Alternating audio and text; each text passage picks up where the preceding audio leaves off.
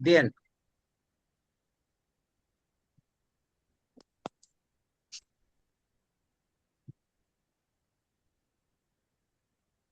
দর্শকবৃন্দ,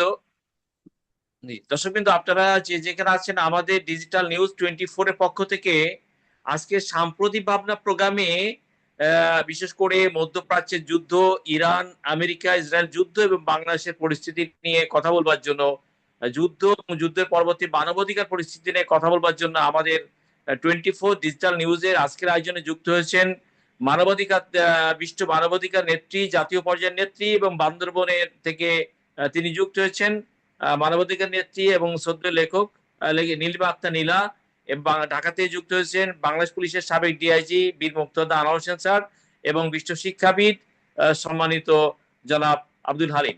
আমি প্রথমে নীলিমা আক্তার নীলা, আপনাকে আমাদের আয়োজনের পক্ষ থেকে শুভেচ্ছা জানাচ্ছি। আপনাদেরকেও শুভেচ্ছা জানাচ্ছি আমাকে এত সুন্দর একটা প্রোগ্রামে আমন্ত্রণ জানানোর জন্য। এবং ডিআইজি আনোয়ার স্যার, আপনাকে সালাম শুভেচ্ছা জানাচ্ছি। আসসালামু আলাইকুম রহমতুল্লাহ। জি আসসালামু আলাইকুম। ওয়ালাইকুম আসসালাম। আমি হাজিরা জাহান লাব্বাইক। তো স্যার, এবং আব্দুল আলিম স্যারও আপনাকে জানাচ্ছি। আমি কথা বলছি তখন ইসলামাবাদে ইরান মানে হচ্ছে ভাইস প্রেসিডেন্ট বলছে পররাষ্ট্রমন্ত্রী আমেরিকা যুদ্ধ করলো। আমেরিকা স্যার, জি বলেন। আপনি স্ক্রিনের সামনে আসে প্রোগ্রাম যাবে। আমেরিকা নিজেই যুদ্ধটা করে ইরানের প্রায় 2000 মানুষ হত্যা করলো, লেবাননে হত্যা করলো 1500, প্রায় 4000 মানুষ হত্যাযজ্ঞের শিকার হলো, 40,000 মানুষ আহত। এখন আবার ট্রাম্প বলতেছেন যে আমেরিকার শর্ত যদি না মানে, আমেরিকার শর্ত না মানলে সে আবার তার বাহিনী রেডি রাখছে, বোমার বিমান রেডি রাখছে, আবার সে যুদ্ধ করবে। সেক্ষেত্রে এক্ষেত্রে বাংলাদেশের প্রভাব পড়তেছে, কৃষক তেল পাচ্ছে না, কৃষক শেষ কাজে ব্যবহার হচ্ছে, কৃষকরা তরমুজ খেতে ফেলে দিচ্ছে, তরমুজ বিক্রি করে লাভ বের করতে পারছে না।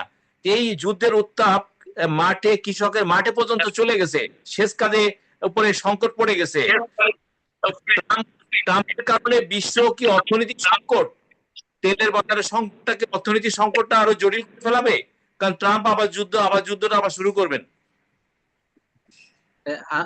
আনোয়ার ভাই, আপনার মোবাইলটা একটু ঠিক করে নেন, ওইটা হয়ে গেছে, উল্টা হয়ে গেছে। জি জি, একটু ঠিক করে নেন। জি আব্দুল্লাহ স্যার, আপনাকে শুভেচ্ছা জানাচ্ছি। বলছি যে এই যে আলোচনা টেবিলে আলোচনা ভেঙে যাবে, ভেঙে গেলে আমরা তো সংকট থেকে জটিল হচ্ছে। আব্দুল্লাহ স্যার, এই কৃষকের শেষ কাজ প্রবলেম হচ্ছে, তারপরে আমাদের কৃষি পণ্যের বাজার মানে কৃষকরা ন্যায্য বাজার পাচ্ছেন না। পাশাপাশি আপনি দেখছেন লেবাননে বেপরোয়া ভাবে ইসরায়েল হামলা করে যাচ্ছে, দক্ষিণ লেবানন তছনছ করে দিচ্ছে। সেখানে নিরাপত্তা শান্তি রক্ষা 4 জন কর্মী পর্যন্ত নিহত হয়েছেন জাতিসংঘের। তো ইসরায়েলের যে একচেটিয়া বেপরোয়া যুদ্ধের আন্তর্জাতিক নিয়ম নীতি লঙ্ঘন করে সে কাউকে তোয়াক্কা করছে না, লেবাননে বেপরোয়া চালাচ্ছে, ইরানে বেপরোয়া চালাচ্ছে, এবং ট্রাম্প তার জনমতকে উপেক্ষা করে, সকল জনমতকে উপেক্ষা করে এই যুদ্ধবাজ ট্রাম্প আর নেতানিয়াহু এই বেপরোয়া, এখন টেবিলে যদি আবার না সমস্যার সমাধান না হয়, আবার যুদ্ধের দিকে পরিস্থিতি চলে যায়, তাহলে বিশ্বের সংকটকে আরো জটিল থেকে জটিল হবে না? আব্দুল আলিম স্যার।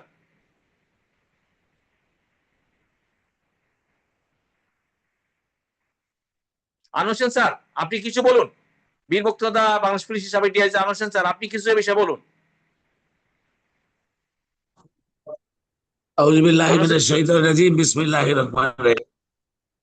রাহমাতুল লিল রাসূলিল কারীম, আম্মা বাদ। ব্যাপারটা যে আমেরিকা তো একটা সোজা ক্যামেরার দিকে আসেন। আমেরিকার যে বর্তমান বলুন। আমেরিকা, আমি তো চিনে আসেন, আমি কি করবো? আমি তো ওপেন রাখছি। আমি এবার আপনি এবার ঠিক আছে। আমেরিকার যে জি বলেন। হ্যাঁ, প্রেসিডেন্ট ট্রাম্প আগেও প্রেসিডেন্ট ছিল, তাদের ভিতরে যে মানবতা বোধ ছিল, যে মনুষ্যত্ব ছিল, এটার ভিতরে তো কোনো মনুষ্যত্ব নাই। জি এটা তো কোনো মানুষের পর্যায়ে নাই। এটা তো কোনো মানুষের পর্যায়ে হয় না, পশুর চেয়ে হতো। জি কারণ এতে ওর লোকজন, ওর দেশের লোকজন ওর বিরুদ্ধে দাঁড়াই গেছে। আমেরিকার লক্ষ লক্ষ লোক রাস্তায় মিছিল করতেছে, তারপর তো নির্লজ্জের মতো ও ক্ষমতায় ঠিক আছে। ওর হ্যাঁ তো কোনো লজ্জা বলতে কিছু নাই। না কারণ এই বিশ্বের কোটি কোটি আমেরিকার বিগত প্রেসিডেন্টরা প্রত্যেকে মন্তব্য করেছে যে তার এই উগ্রবাদ এবং তার জি এই অহংকার, এই যে জি আমেরিকাকে ধূলিসাৎ করে দিল। হ্যাঁ আমেরিকার আজকে বিজ্ঞানগুলি দেখালো ইরানের একটা পশম সেতে পারেনি, চলে বা পারবেও না। কারণ জি সারা বিশ্ব ইরানের পক্ষে, মানুষ পক্ষে, হ্যাঁ মানুষ ন্যায়ের পক্ষে। যুদ্ধ হ্যাঁ বাঁধাইছে আমেরিকা, এখন সমস্ত হ্যাঁ ঝামেলা মানে ইরানের উপরে। আরে জি তুই মিলাই দিলি, একটা পুরো একদম তখন একটা কাজ হইতো। তুই আরো যুদ্ধকে ঝালাই করলি, তুই অস্ত্র দিলি, বাদ দিলি, নিজে যুদ্ধে অংশগ্রহণ করলি। হুম, তারপর যদি কিছু তোর কথা থেকে সারা বিশ্ব কেউ শোনে নাই। হ্যাঁ তো এই পাগলের প্রভাবে কিছু হবে না ইনশাল্লাহ। সবাই যদি এক হয়, এই জন কি যার জন্য বললো যে লাগলে আমরা সারা বিশ্ব মিলা আমেরিকা আমেরিকা এগেন্সে যুদ্ধ করব, এবং শেষ পর্যন্ত তাই হবে। আমেরিকাকে এক ঘরে করে রাখা হবে। ডলার ডলার দিয়ে আমরা চালাবো না, আমরা ইয়েন দিয়ে চলবো, আমরা জাপানি মুদ্রা চলবো, আমরা চীনের মুদ্রা চলবো। চীন ডলার চীন এখানে ডলারের বাজারটাকে ফল করার জন্য চীন এখানে বড় ধরনের একটা রোল প্লে করতেছে। চীন এবং রাশিয়াও এখানে বড় ধরনের একটা তেলের বাজারে বড় ধরনের আমেরিকাকে বড় ধরনের একটা হোঁচট খাওয়ার জন্য আমেরিকার ডলারের বাজারটাকে কিভাবে ফেলে দেওয়া যায় সেই জায়গাতে একটা পরিস্থিতি সৃষ্টি হয়েছে। আনোয়ার হোসেন স্যার বলুন, বলুন, কন্টিনিউ করেন। না, আর ডলার আজও কালো, ডলার ফল করতে বাধ্য। কারণ হ্যাঁ সেটি ভূমিকা রাখে না, সে হ্যাঁ মানবতার গল্প রাখে নাই। সে মানবতারকে ধূলিসাৎ করে দিয়ে পায়ে ধুলাই দিয়েছে। সে ঠিক তার অহংকার বোধ, সে তার অহংকারের জন্য সারা বিশ্বাসকে চলতেছে। লক্ষ ঠিক লক্ষ লোক মারা যাচ্ছে, হাজার হাজার লোক জীবন্ত কবর হচ্ছে দিচ্ছে তাকে সে। মানুষ হুম জানাতে পারার সময় পাচ্ছে না, সে হুম ইফতারি খাওয়ার সময় পাচ্ছে না, খাওয়ার সময় পাচ্ছে না। এই হুম। টাইমটাও সে দিতে চায় না। তুমি কি মনে করো সে মহাশক্তিধর হয়ে গেছে? তার চেয়েও মহাশক্তিধর ছিল ফেরাউন, তার চেয়েও মহাশক্তিধর সাদ্দাম। ওই কেউ তো সাদ্দাম, কেউ তো থাকতে পারে না দুনিয়াতে। হ্যাঁ মহাশক্তিধর সেই কেউ থাকতে কিন্তু পারে নাই। ফেরাউনের কিন্তু মতো রাজা তো ফেরাউন তাই দাবি করেছিল, সেই থাকতে পারে নাই। আর সেই তুলনায় তো ও বাবা, ও বাবা, বাবা, কিছুই না। আমাদের আমাদের মতো তৃতীয় বিশ্ব দেশের নিম্নবিত্ত মানুষ যারা কৃষক শ্রমিক যারা দিন আনে দিন খায় তাদের উপর তো মারাত্মক প্রভাব পড়ে গেছে। একটা সিএনজির বোতল কিনতে গেলে এখন 2200-2300 টাকা দিতে হচ্ছে। এটা তো মানে সব পর্যায়ে খুব একটা ক্ষতির প্রভাব পড়ে গেছে। ওরা ওইখানে শুনেছে কেন? আচ্ছা ঠিক আছে, ঠিক আছে, বলো। হ্যাঁ, না ঠিক আছে, এইটা এইটা তোমারই আপনি কথা ঠিক। এটা সারা বিশ্ব হুম, এক হয়ে যাবে ইনশাল্লাহ। সারা বিশ্বের মানুষ তো আর ওর মতো পাগল হয় নাই, তাদের বিবেক বোধ আছে। এটা তো একটা অথর্ব। কারণ আরো প্রেসিডেন্টরা তো ছিল আমেরিকাতে, কোনো প্রেসিডেন্ট তাকে সাপোর্ট দেয় নাই। হ্যাঁ এমনকি আমেরিকার লোক তার এগেন্সে চলে গেছে। দ্বিতীয় বিশ্বযুদ্ধের পরে আমেরিকা যে আইন করেছিল জাতিসংঘ আইনের 204 ধারায় যে বিশ্বের একটা কোন দেশ অন্য দেশের স্বাধীন সার্বভৌমত্বের উপরে অনৈতিকভাবে কোনো যুদ্ধ চাপিয়ে দিতে পারবে না এবং কোন দেশকে যুদ্ধের উপর আঘাত করতে পারবে না।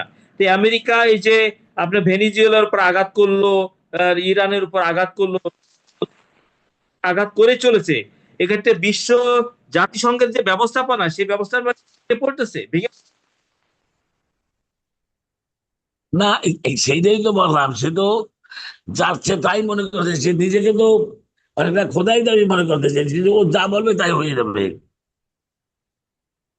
কিন্তু এখনকার দুনিয়া তো সেটা নয়। এই দুনিয়া তো আর সেই দুনিয়া নয়। এখন দুনিয়া চেঞ্জ হয়েছে, মানুষের বোধগম্যতা বেড়েছে, মানুষের যোগাযোগ ব্যবস্থা বেড়েছে। মানুষ বুঝতে শিখেছে সত্য কোনটা, অন্যায় কোনটা। ন্যায় অন্যায় বোধ মানুষের ভিতরে আগে অনেক ভীষণভাবে জাগ্রত হয়েছে। তো আপনি সুতরাং আমেরিকার ফল অবশ্যই হবে, আলোচনা একটু সময়। স্যার ইহুদিদের মধ্যে তো শান্তিবাদী একটা গ্রুপ আছে, তারা ইসরায়েলে ইহুদিবাদী, তারা ইসরায়েল, ইরান, আমেরিকাতে ইহুদির একটা শান্তিবাদী, তারাও এই যুদ্ধ চাচ্ছে না, তারাও মিটিং করছে। তো এই শান্তিবাদী যারা মিছিল করতেছে, শান্তিবাদী যারা যুদ্ধ চাচ্ছে না, ইহুদি, খ্রিস্টান, মুসলমান, শান্তিবাদীদের আন্দোলনটাকে এই যুদ্ধ থামাও যুদ্ধ, আমেরিকাতে কোনো নো কিং, কোনো আমাদের রাজা নেই, এই যে তীব্রতর একটা আন্দোলন হচ্ছে, এই ট্রাম্প প্রশাসনের ভিত কি ইনশাল্লাহ একসময় কাঁপবে, ভিত কাঁপাকাঁপি হবে, এবং ট্রাম্প প্রশাসন, ট্রাম্পের অনৈতিক ভিত কি একসময় নড়ে যাবে চরম পর্যায়ে?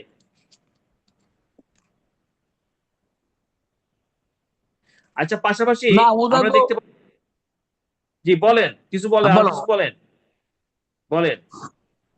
কথা তো সেটাই যে তার ভিতরে বাইরে কোনো কেউ এই যুদ্ধ পছন্দ করে না। কোন শান্তিবাদী মানুষ, কোন শান্তিকামী মানুষ, বা যার ভিতরে কোনো মনুষ্যত্ব বোধ আছে, কোনো হিউম্যানিজম বলতে যদি কিছু বোঝা যায়, সামান্য যদি হিউম্যানিটিয়ান একটা নলেজ থাকে, জ্ঞান থাকে, বা একটা বিবেক বোধ থাকে, কনসাইন্স যেটা, তাহলে তো সে আচ্ছা, সে তো বললাম আমি তুই তো না করছিলাম আমি স্যার, আসসালামু আলাইকুম অ্যাডভোকেট বদরুল স্যার, আসসালামু আলাইকুম ওয়ালাইকুম আসসালাম, শোনা যাচ্ছে? স্যার, শোনা যাচ্ছে। স্যার, আমি অলরেডি পাকিস্তানে টেবিল আলোচনাটা আসছে, এখন আমেরিকা যদি গর্তমি করে তা পুনর্দফা নিয়ে, এবং ইরান তো আবার একটা সমঝোতার জন্য টেবিলে আসছে, যদি এই আলোচনা পরিস্থিতি ভেঙে যায়, তো ট্রাম্প তো আবার তার বাহিনী রেডি রাখছেন, তো এর পরে যদি আবার যুদ্ধটা ডিফেন্সের দিকে যায়, তাহলে আমাদের কৃষকদের এই যুদ্ধ, স্যার কৃষি ক্ষেত্রে পড়ে গেছে, তারপরে আমাদের এই যে পরিবহনের ক্ষেত্রে মারাত্মক প্রভাব পড়ে গেছে। আজকে আমরা দেখলাম যে অঞ্চল সব উত্তর অঞ্চলে কৃষকরা তরমুজ খেতে ফেলে দিচ্ছে, ঢাকাতে আনতে যে লাগছে আমাদের টাকা না। এই দ্বিতীয় দফায় যদি যুদ্ধে চলে যায়, তাহলে কি বিশ্বের তেলের প্রভাবের কারণে আমাদের মতো অর্থনীতির উপর একটা নেতিবাচক আরো ক্ষতিকর প্রভাব পড়তে পারে, এবং টেবিলে আলোচনা যদি হয়ে যায় আবার পাকিস্তানের মধ্যস্থ যে বিশ্বে তো এইসব প্রাইস আগেও হয়েছে। আমাদের তেলের প্রাইস 67-তে কম হয়েছে, 73-এ একটু বেশি হয়েছে। হ্যাঁ, আপনি এর আগে আমাদের এখানে কিন্তু একবার মানে কুয়েতে সাদ্দাম দখল করলো, তারপর ইরাক দখল করলো আমেরিকানরা। এটা তো আরো জি, বড় বিপর্যয় হয়েছে, যদিও বর্তমানে যে আকাশপথে যে ড্রোন হামলা, মিসাইল হামলা, এটা কম ছিল। তো সেই সময় বহু মানুষ বাইরে বাংলাদেশে ব্যাক করছে, ইরাক থেকে বহু মানুষ বাইরে ব্যাক করছে, এবং এবং হ্যাঁ, অনেক ধরনের হ্যাঁ, মানে সমস্যা তখন হয়েছে, এবারও হয়েছে। কিন্তু আমেরিকানরা চাচ্ছে না আবার যুদ্ধ, আমি তো তা মনে করি না। আমার মনে হয় না যে পাকিস্তান রে ইরান এঙ্গেজ করছে, এটা আমার মনে হয় না। আপনি পাকিস্তান অনেক বছর ধরে আন্তর্জাতিক রাজনীতির কতগুলো এরিয়ায় তারা খুব সাকসেসফুল। আপনি মানে এই শতকে, যে গত শতকে চীন মার্কিন যুক্তরাষ্ট্র সম্পর্কের পুনঃস্থাপন, তাইওয়ানকে বাদ দিয়ে চীনের সাথে নতুন সম্পর্ক, এটা সম্পূর্ণ দুতিয়ালিতা পাকিস্তান করছে। এই দুতিয়ালির মাধ্যমে দুই দেশের সাথেই তার একটা আস্থার সম্পর্ক হয়েছে। পরবর্তীকালে আপনি দেখেন আফগানিস্তানে যখন বারবাক কারমাল ছিল রাশিয়া পন্থী, হাফিজুল্লাহ হ্যাঁ, আমিন, বারবাক কারমাল, তারা কি এরা তো রুশপন্থী ছিল। তখন তো এই তালেবানদের পাকিস্তানিরাই ট্রেনিং দেয়। পাকিস্তানের যে মানে সেন্ট্রাল ইন্টেলিজেন্স, যেটা পাকিস্তানের খুব প্রভাবশালী গোয়েন্দা সংস্থা, তারাই সেখানে লাগায়। ফলে তখন আমেরিকার সাথে ছিল একটা দীর্ঘদিনের, আমেরিকার সাথে পাকিস্তান, সিয়াটো সেন্টারতে পাকিস্তান ছিল, তো মিলাইয়া যে একটা আস্থার সম্পর্ক। এইবার মিডিল ইস্ট ওয়ারে ট্রাম্প খুব ভালো অবস্থায় থাকলে তো উনি পাকিস্তান এঙ্গেজ করার কথা না। তা এটা আমি মনে করি যে এটা তো পরিষ্কার বোঝা যাচ্ছে যে পাকিস্তানকে এঙ্গেজ করছে আহ আমেরিকা। এবং পাকিস্তান এঙ্গেজ হইলে একটা সুবিধা হচ্ছে যে চীন, ইরানের সাথে তার একটা বিরাট সম্পর্ক, ইরানের 80% তেল চীন কিনে। তো ফলে তো তারপরে চীন ইরানের একটা পারস্পরিক নির্ভরশীলতা আছে সমস্ত ক্ষেত্রে। সেই মিলাইয়া তারা জানতো যে পাকিস্তান এখানে যদি দুটিয়ালি করে, তাহলে চীনের প্রভাব ইরানের উপর পাকিস্তান কার্যকর করতে পারবে, কারণ ইন বিটুইন চীন পাকিস্তান এটা এক্সেপশনাল একটা রিলেশন আছে, একটা সম্পর্ক আছে। সেই অবস্থায় এটা এক ধরনের মানে ট্রাম্পের বার্গেনিং। ইউ সি পসিবলি ট্রাম্পকে ট্রাম্প দেশের ভিতরকার পরিস্থিতি, কংগ্রেসের পরিস্থিতি মিলাইয়া কন্ডিশন হচ্ছে যে ইরানের উপরে এইভাবে ইরানের উপরে অ্যাটাক করা যাবে তার নিজস্ব ট্রাম্প কিন্তু ফেসে আছেন, হ্যাঁ ট্রাম্প সামনে আছেন, কিন্তু সম্ভবত ইরান এবং আমেরিকার যে ক্রাইসিসটা সম্ভবত এখন সত্যিকার অর্থের প্রকৃত ক্ষমতা এই জেডি ভ্যান্সের কাছে, তাই না? এটা আমার কাছে মনে হচ্ছে অথরিটি না থাকলে সে তো এটা লিড দিতে পারে না। এবং আজকে যে পলিসি স্টেটমেন্ট গুলা দিচ্ছে তার থেকে মনে হয় জেডি ভ্যান্স একটা টেক ওভার করছে, এটলিস্ট এই ইস্যুতে সে আমেরিকাকে রিপ্রেজেন্ট করে। ফলে এই আলোচনা ব্যর্থ হওয়ার কারণ নাই। এই আলোচনা ব্যর্থ হইলে ধরেন ইরানের স্বার্থ তো ইরানের ভিতরে, সারা দুনিয়া তো ইরানের কলোনি নাই, সারা দুনিয়া ইরানের স্বার্থ নাই, পাশের কোনো সামরিক নাই। আপনি আমেরিকার সামরিক ঘাঁটি বাহরাইনে আছে, কুয়েতে, ইরানে, কি বলে ইরাকে, সৌদি আরবে, ওমানে, কাতারে নাই কোথায় বলেন? সর্বত্র আমেরিকার স্বার্থ আছে মধ্যপ্রাচ্যে, তাদের মানে ইসরায়েলে তার স্বার্থ আছে। তো ফলে তার স্বার্থ নষ্ট হওয়ার ঝুঁকিটা তো এখানে বেশি, এবং সেখানে অনেক দূর থেকে এসে মাতবরি করে। যেটা মনে হয়েছিল যে কয়েকজন নেতাকে মানলে রেজিম চেঞ্জ হবে, আমেরিকার সরকার পরিবর্তনে আমেরিকাপন্থী ভেনেজুয়েলা, সেটা তো হয় নাই। শুধু এগুলো কি হচ্ছে আপনার একটা একটা বাগাড়ম্বর। আমার মনে হয় না এই স্টেজ যেগুলো কার্যকর হবে, বরং আপনি দেখবেন যে মানে এই শান্তি প্রক্রিয়া এগিয়ে যাবে, শান্তি প্রক্রিয়া এগিয়ে যাবে, বরং হয়তো বা গাজায় দেখা যেতে পারে। জাতিসংঘের নিরাপত্তা পরিষদ নামে যে সর্বোচ্চ পরিষদ আছে, এখানে যে আইন বিধি আছে সেখানে দেখা যাচ্ছে মেজরিটি ভোটিং একদিকে, আমেরিকা প্রত্যেকটা বিষয়ে ভেটো দিয়ে সেটাকে অকার্যকর করে দিই। এই জাতিসংঘ অকার্যকর পজিশনে পৌঁছেছে। আমেরিকার এই বেপরোয়া যুদ্ধের যে ভাব, ভেনেজুয়েলা, আজকে ভেনেজুয়েলা, কালকে ইরান, পরশুদিন অন্যদের, আমেরিকার বেপরোয়া লাগামহীন যুদ্ধের এই হাত থেকে ঠেকানোর কি? না এইবার তো এইবারই মনে হয় শুরু হয়ে গেল আমেরিকার ক্ষমতা। এবার তো মাতবরিটা কমে যাচ্ছে না। আপনার তার দুইটা, আব্রাহাম লিঙ্কন এবং জর্জ ওয়াশিংটন, দুইটা আপনার জাহাজ তো আপনার যুদ্ধ রণক্ষেত্র থেকে সরাই নিতে হয়েছে, দুইটা জাহাজ ক্ষতিগ্রস্ত হয়েছে, অনেকগুলা প্লেন, সামরিক হেলিকপ্টার নষ্ট হয়েছে না? এবং সে তো মুখে বলতেছে না 200 আমেরিকান সৈন্য নিহত হয়েছে এই যুদ্ধে, এবং তার মিত্র যারা উপসাগরীয় মিত্র তাদের মারা গেছে, এবং তারা যেটা বলছে সেটা করতে পারে নাই। তারা ইরানের রেজিম চেঞ্জ করতে পারে নাই, যেটা তারা মাদুরাকে ধরে আনছে। একসময় এমনি তো মাদুরার আগে এক সময় নরিয়াগারে ধরে আনছিল পানামা থেকে। এই কাজ কিন্তু এই প্রথম করে নাই ট্রাম্প, একবার নরিয়াগারে পানামার প্রেসিডেন্টকে ধরে আনছিল ওরা। তো এইবার তো তা হয় নাই, আপনি রেজিম চেঞ্জ করতে পারেন নাই। ইরানের সরকারের থেকে কিছু লোক গেছে, নতুন লোক টেক আপ করছে, নতুন লোক আসা প্রবলেম। তারা পার্লামেন্টের এখন যে যে ইয়ে আছে আপনার এই পার্লামেন্টের বাগার হফ, সে এখন লিড দিচ্ছে ইরানি প্রতিনিধি দল, সাথে পররাষ্ট্রমন্ত্রী আর এক আছে। তো সত্য তাদের নেতৃত্বে দাঁড়াবে তো অসুবিধা হয় না। এবং বিশাল এক ইরানে আপনি মানে সহস্রাধিক লক্ষ্যবস্তু আলাপ করে কতগুলা স্ট্রাকচার ক্ষতি করছেন, কতগুলা মানুষের, বিশেষ করে 240 জন স্কুল ছাত্রছাত্রীর ক্ষতি করছেন। এটা তারা এগোবে। এখানে আমেরিকান ড্রিমার হবে না, এমন ছিল, সুখে ছিল। ইসরায়েল সম্ভবত ইসরায়েলের সুখটা কিছুটা হইলেও ইসরায়েলের লাগাম ধরতে হবে। বলেন। কিন্তু স্যার, গ্রেট ইসরায়েল যে তাদের মাস্টার প্ল্যান, এটা বাস্তবায়ন করার জন্য আপনি দেখেন লেবাননে তো সব তছনছ করে দিচ্ছে। একদিনে 100 বার বিমান এই হামলা হয়, তার আগের দিন মোদি কোথায় ছিল? মোদি ছিল তেল আবিবে। সে ইসরায়েলি পার্লামেন্ট নেসেটে বক্তৃতা দিছে, গাজায় হামাসের হামলা যেটা ইরানের ইসরায়েলের উপর, সেটা নিন্দা করছে, কঠোরভাবে নিন্দা করছে, এই কঠোরভাবে নিন্দা করছে। তো এইটা এখন ভারতের র মাসাদ এবং ভারতের তেলে আহ, পাকিস্তান ভূমিকা রাখছে, এখানে বড় মধ্যস্থতা রাখছে। এখন শান্তির দিকে ইউটার্ন নেই, যুদ্ধটা মানে স্থিতিশীল অবস্থার দিকে যায়, তাহলে ইরানের বিজয়ের পালাটা ইরানের দিকে আসবে, পাকিস্তানও এখানে অর্থনৈতিক কূটনৈতিক পলিসিতে একটা সাফল্যতার পরিচয় দিবে।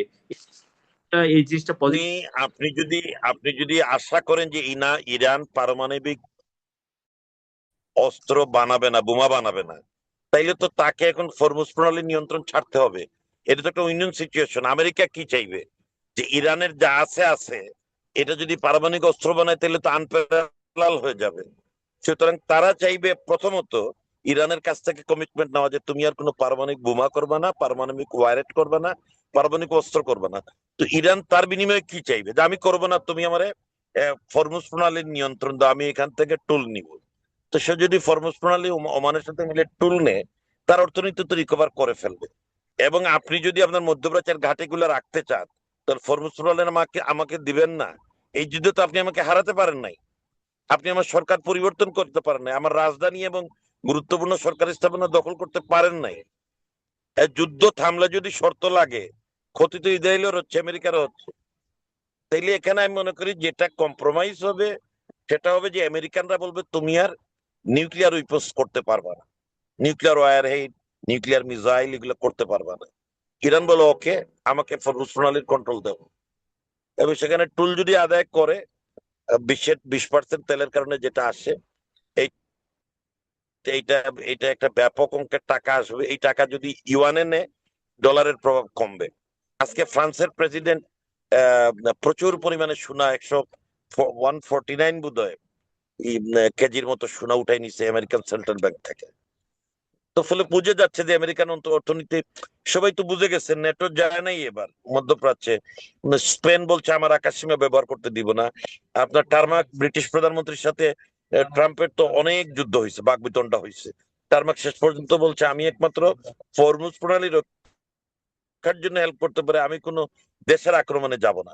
আর আমেরিকান সাধারণ মানুষ, সিনেট মেম্বার, কংগ্রেস মেম্বার, তারা কি বলতেছে যে ট্রাম্প যে বলছিল একটা সভ্যতাকে আমি ধ্বংস করে দিব এক রাতের মধ্যে, এটা বলছে এটা একটা মানবাধিকার লঙ্ঘন, এটা একটা it's an attempt to genocide, তাই না?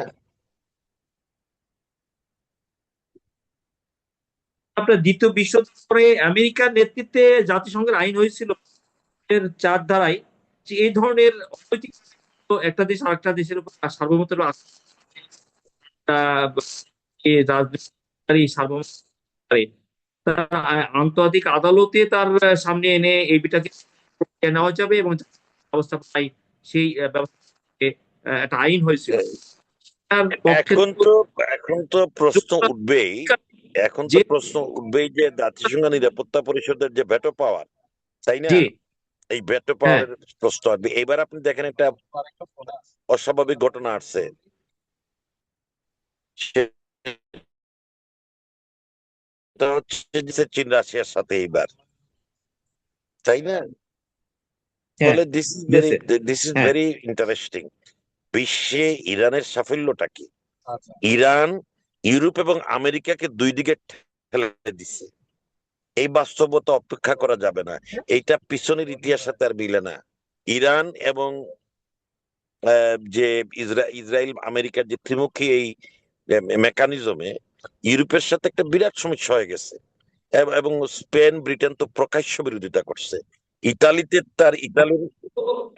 জায়গায় আমেরিকার কোন রাজধানীর এই ধরনের হঠকারী সিদ্ধান্ত বিশ্বের রাজনৈতিক হুমকির মধ্যে দেওয়া, ট্রাম্পের মতো সিদ্ধান্ত আমেরিকা একটা অনৈতিক সিদ্ধান্ত। অবশ্যই। তো আপনি মনে করেন যে আপনি বিশ্বের একটা স্বাধীন রাষ্ট্র, আপনি ডিক্লেয়ার করে বলবেন তোমার প্রেসিডেন্ট মারবো, তোমার ধর্মীয় নেতাকে মারবো, এটা তো একটা এটা তো টার্গেট কিলিং। এটা আমাদের দেশে যে স্নাইপার দিয়ে যে জুলাই যোদ্ধাদের মারছে, এর চেয়ে তো আরো জঘন্য। একটা একটা প্রেসিডেন্ট বলতেছে।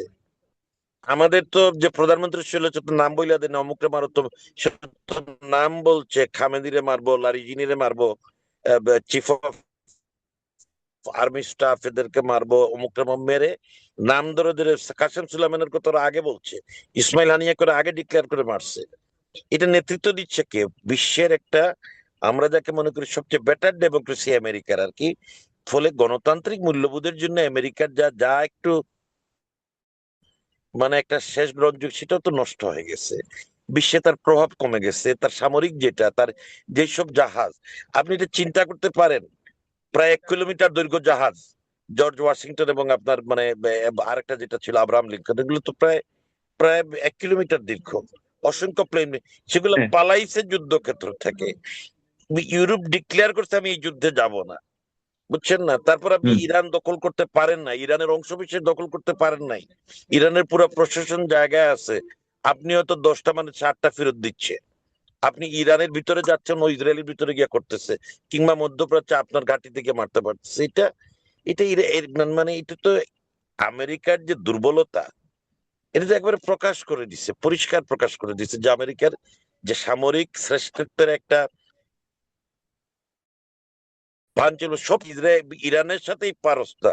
আমরা দুই হয়ে গেলে তোর অবস্থাটা কি? বা আপনি চিন্তা করেন, এখন যদি চীন আর রাশিয়া ঠিক করে মধ্যপ্রাচ্য থেকে আমেরিকা সরাই দিব, আমার তো মনে হয় ট্রাম্প চলে যাবে, মানে মুভ ফ্রম মিডল ইস্ট। কাতার কাতার বলেছে আমেরিকাকে তোমার সবকিছু এখান থেকে তুমি চলে যাও হম। এখান থেকে। আর তো কাতার কাতার কারোর কারোর সাথে কথা বললে বলে নাই, কাতার তো নিশ্চয়ই কারো না ছাড়ে কথা বলছে, বইলেই তো এই কথাটা বলছে। হুম। সুতরাং আমি মনে করি যে ট্রাম্প যদি শুধু সামরিক ভাবে হারতেন কিন্তু নৈতিক ভাবে জয়ী থাকতেন, যে সারা বিশ্ব মনে করতো ট্রাম্পের নৈতিক অবস্থাটা দৃঢ়, তাও একটা স্কোপ ছিল। He is defeated militarily, he is defeated morally and ethically, সে যুদ্ধেও হেরে গেছে, নৈতিকভাবেও হেরে গেছে। এবং মানে সে যেসব কথাবার্তা বলছে, তাকে অবশ্যই আন্তর্জাতিক মানে অপরাধ ট্রাইব্যুনালে নিয়ে যেতে পারে। সে বলছে আমি একটা সভ্যতাকে আজ রাতে একটা তথ্য সভ্যতা শেষ হয়ে দিই, যাবে। ওরা জামাতে যে আছে সে নাকি পুরো মানে ইসরায়েল পন্থী। হ্যাঁ, কে নাকি তার কে ক্রুশ না, কে ইসরায়েল পন্থী? ট্রাম্পের জামাতা সে ইসরায়েলের সাথে নাকি এখানে বড় ধরনের ভূমিকা রাখতেছে। ট্রাম্প জামাতা, কুশনার, কুশনার ইহুদি তো, কুশনার। হ্যাঁ, হ্যাঁ কুশনার, ট্রাম্পের হ্যাঁ জামাতা হ্যাঁ, সে তো ইহুদি। হম, সে পাকিস্তানে তো গেছে, ইহুদি। সে পাকিস্তান, সে গেছে, সে হ্যাঁ তো গেছে ইসরায়েলের গেছে, সাথে এখানে ভূমিকা। হ্যাঁ সে তো ইহুদি, একজন ইহুদি। যেহেতু ইসরায়েলিরা যায় না, ইসরায়েলিদের স্বার্থ দেখে, is a Jewist, is a Jewist, Zionist Jewist. Kushner আর গেছে, তারপর ওখানে যে ডিফেন্স নেতৃত্ব দিচ্ছে। বিশ্ব ব্যবস্থাপনা ছিটকে পড়ে যায়, বিশ্ব রাজনৈতিক ব্যবস্থা ছিটকে পড়ে যায়, তাহলে কোনো এক সময় কি এই যেভাবে ইরান ফিলিস্তিন সিরিয়ার সামরিক নাগরিকদের প্রাণ হরণ করা হয়েছে, আগামীতে কোনো এক সময় কি এটা ইতিহাসের পাল্টা পাতায় বিচারের জায়গা আসবে? এইটা এটা এটা কি হয় জানেন, আমাদের দেশে কি হয়েছে, আমাদের দেশে একটা বিপ্লবের পর একটা নতুন বন্দোবস্ত হয়েছে, একটা দলের সরে যেতে হয়েছে, যারা অনেক পিছনে ছিল তারা সামনে আসছে, আবার বিএনপি নেতৃত্বে আছে, জামাত তো একটা উল্লেখযোগ্য অবস্থানে আসছে। বিশ্ব ব্যবস্থা একটা বন্দোবস্ত চেঞ্জ হবে। আমেরিকার ছিল মানে টপ 5 এর নাম্বার 1, এই পজিশনটা কিন্তু টলে গেল। সামরিক ভাবে টপ 5 এর নাম্বার 1 এখন, এখন আমেরিকাকে আর রাশিয়া বা চীন আগে যতটা রেসপেক্ট করতো, একটা হুমকি দিলে যতটা কাউন্ট করতো, এখন আর অতটা হুম। কাউন্ট করবে না। হুমকি যদি আপনাকে মানলে কিন্তু আপনি মুরল, না মানলে তো আপনি ফালতু। আপনি যদি বলেন যে গাল থাকলে আমারও থাকবে, আমি ইরাকে নিয়ে গেলাম, তুমি পারলে সরাও, বুঝছেন না? তো এই জন্যই মনে করি যে জি। আপনার এটা একটা একটা সামরিক শ্রেষ্ঠত্ব একটা খর্ব হচ্ছে, সেই জন্য একটা পুনর্বিন্যাস হবে। মধ্যপ্রাচ্যের যে দেশগুলো আছে তারাও তো দেখলো আমেরিকা আমাকে বাঁচাতে পারে নাই, দেখছে না, বাঁচাতে পারে নাই, তা আমেরিকা কিছু করা যায় কিনা, স্বপ্নে লাভবান হবে পাকিস্তান আমি বলি। এই মীমাংসাটা যদি পাকিস্তান শান্তির প্যাকেজটা করতে পারে, তাহলে সে ইরানের একটা সহযোগিতায় তেল সমস্যা কাটবে তার। এখন যে তেলটা ইন্ডিয়ার সুযোগ ছিল এটা পাকিস্তান পাবে, চীনরে 80 ভাগ দিয়ে পাকিস্তানের 10 ভাগ দিলে তো পাকিস্তান কাভার হবে। মিডিল ইস্টে পাকিস্তানি সৈন্যই নিবে। আপনি মিডিল ইস্টের এই সুন্নিরা শিয়া ইরান থেকে নিবে না, টার্কিকেও তারা বিশ্বাস করে না, কারণ এটা ইউরোপের সাথে মার্জ আছে। তো ফলে মিডিল ইস্টে কি হবে? এই মিডিল ইস্টে কি মানে যুদ্ধ করে দেশ বাঁচানোর সৈন্য আছে? এই এক এক দেশে 10,000 20,000 সৈন্য, সে এখানে এখন অলরেডি পাকিস্তানিরাই চালায়, কুয়েতে বাংলাদেশে আছে। ইসরায়েল ইসরায়েল নিজেকে পুনর্গঠন করে ইসরায়েলের টার্গেট হলো ওরা, তারপর পাকিস্তান, আর লেবাননের অর্ধেক ইসরায়েলের যে মাস্টার প্ল্যান, ইসরায়েলের এই যে দখলদারিত্বের এই যা লাগামটা টেনে ধরতে পারে। মানে আপনি তো এই ব্যবসায় তো আপনি লস প্রজেক্ট হয়ে গেছে। ধর আপনি 73-এর যুদ্ধে জিতছেন, আরব ইসরায়েল যুদ্ধে আপনি 67-তে জিতছেন, যে জিতিয়ে ডিভিডেন্ডটা সে পায়, এবার তো কোনো ডিভিডেন্ড নাই। আপনার মনে হয় এখন ট্রাম্প বললে এই মিডিল ইস্টের সৌদি আরব বাহরাইন এরা টাকা দিবে? বলো তুমি তো রক্ষাই করতে পারো নাই আমারে। আপনি যখন জিতবেন, আপনি আপনার ফ্রেন্ডদেরকে সাপোর্ট দিতে পারো, ওরা বলে তুমি তো রক্ষা করতে পারো নাই। তুমি আমার স্থাপনা নষ্ট হয়েছে, আমার বিদ্যুৎ সিস্টেম নষ্ট হয়েছে, আমার সবচেয়ে বড় তেল ক্ষেত্র ধ্বংস হয়েছে, আমি টাকা দিব কেন? এখন ওরা ইরাকে গিয়া যুদ্ধ করছে, সাদ্দামরে মারছে, বিটকয়েন নিয়ে গেছে অনেক। এখানে তো তেল ক্ষেত্রে অনেক লস হয়ে গেছে, অনেক লস হয়ে গেছে, এটা রিপেয়ার করতে তো সময় লাগবে। আপনি nobody is giving America any money যে এটা দিয়ে তুমি কম্পেনসেট করো। তো ইসরায়েলের 15 টাকা ইসরায়েলের কি ইনকাম আছে? ইসরায়েলের তো তেল নাই। ইহুদিরা মানে আপনার আপনার বাজেট আমেরিকা করছে 27,000 কোটি মার্কিন ডলার, এবং তারা বাড়িয়েছে হুম 83 লাখ 83 লাখ লোকের জনসংখ্যার ইসরায়েলে 27,000 তাদের করে বাৎসরিক এবং ব্যয় বাড়াচ্ছে। এই যে বিশাল অস্ত্রের ভান্ডার, তো তা 7ম অস্ত্র রপ্তানিকারক দেশ, এবং পাশাপাশি তার ইনকাম না থাকলে এই ধরনের বড় বাজেট কিভাবে করে? ছিল। ভারত একটা বড় পারচেজার ইসরায়েলি অস্ত্রের, ভারত ছিল বড় পাকিস্তান কিনে না। মিডিল ইস্টের দেশগুলোর সাথে রিলেশন ঠিক হয়েছে, কিন্তু মিডিল ইস্টে কোনো অস্ত্র কিনতেছে না। ফলে ইসরায়েলি অস্ত্রের এখন এইদিকে আপনার একটা বড় পারচেজার হচ্ছে, এবং ইসরায়েলি প্রযুক্তি, উন্নত প্রযুক্তি, তারা সামরিক প্রযুক্তি ইয়েতে আমেরিকাতেও দেয়। কিন্তু এটা তো বাজার থাকতে হবে আপনার তো বাজার থাকতে হবে। মধ্যপ্রাচ্যের এখন যে সংকট যাবে, এই যে তেলের উপর 4% দাম। সপ্তম অস্ত্র রপ্তানিকারক দেশ, এবং ইসরায়েল 1,100 ডলার ইনকাম। এখন এগুলা ইন্ডাস্ট্রি তো প্রচুর ক্ষতি হয়েছে, এইসব ইন্ডাস্ট্রিতে প্রচুর ক্ষতি হয়েছে। ইসরায়েলের ব্যাংকিং ব্যবস্থারও ক্ষতিগ্রস্ত হয়েছে। ইসরায়েলের অনেক এস্টাবলিশ ইন্ডাস্ট্রি ইসরায়েল ছেড়ে চলে গেছে, ইতিমধ্যে 3 লাখ লোক বাইরে চলে গেছে। এটা একটা বিরাট এফেক্ট তার উপরে পড়বে। তার মানে একটা ছোট পরিসরের একটা দেশ, সে মূলত মানে উন্নত প্রযুক্তি এবং সমরাস্ত্র বিক্রি করে। তো এই সমরাস্ত্র বিক্রি করলে পাইপলাইনে যখন আপনার অ্যাডভান্স টাকা থাকে, আপনার তো পুঁজি লাগে না। তো অনেকগুলা সাব কন্ট্রাক্ট আমেরিকান ইহুদিরা করে, যে আমাকে তুমি এত টাকার মাল দাও, আমি পেরুতে দিব, আমি আলসালবাদে, আমি বলিভিয়া দিব, এগুলো করে ওরা। তো এই ফান্ডিং গুলো তো আসতে হবে। ইসরায়েলিদের তো এখন আর নিরাপদ মনে করতেছে না যে ইসরায়েলের ভিতরে একটা, এবং এই ইন্ডাস্ট্রি গুলা ব্যক্তি মালিকানাধীন, সরকার পৃষ্ঠপোষকতা করে, হয়তো সুবিধা দেয়। এটা তাদের চাপের মুখে পড়বে, অনেক চাপের মুখে পড়বে। এবং যে পরিমাণ অস্ত্র এবার তাদের ভান্ডার থেকে শেষ হয়েছে, সেটা তো কোনো মানে ব্যক্তি খাতে না, সরকারি খাতে। তো এটা বাজেট একটা ডেফিসিট হবে না? কিন্তু বিরাট ডেফিসিট হবে তাদের। ইরানের ওখানে একটা সুন্দর অপশন আছে। ইরান যদি তার তেলটা ইউয়ানে চীনের কাছে বিক্রি করতে পারে, তাহলে সে বিরুদ্ধে মনে করেন 10% সমরাস্ত্র নিয়ে আসলো, বাকি 70%। চায়না ইজ এ কান্ট্রি, আপনি সব রেঞ্জের ম্যানুফ্যাকচারিং আছে।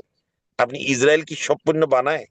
ইসরায়েলি জনগণ যা খায়, যা পড়ে, যে সমস্ত ইউটিলিটি ব্যবহার করে সুযোগ সুবিধা সবকে ওরা বানায়, একটা মানে হাহাকার এখানে দেখা দিল।